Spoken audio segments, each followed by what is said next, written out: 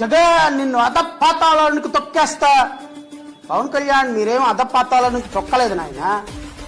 మాలాంటి వాళ్ళ స్వేదంతో రక్తంతో ఈ రోజు మీరు 164 సీట్లకు అధికారం వచ్చారు. మీరేం చించింది లేదు, పొడిచింది లేదు.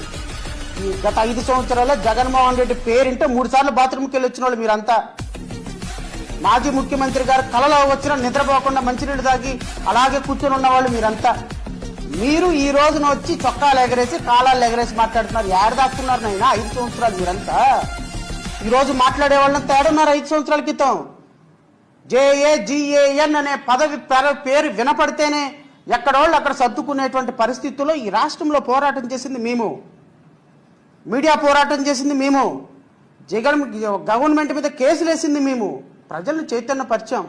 ప్రజలు ఇచ్చిన అధికారం. జగన్ తొక్కేస్తానంటే నీది అంత సీనేం లేదు ఇక్కడ.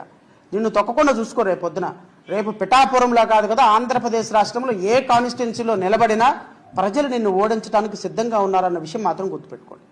ఇంత అహంకారం పనికిరాదు నారా లోకేష్.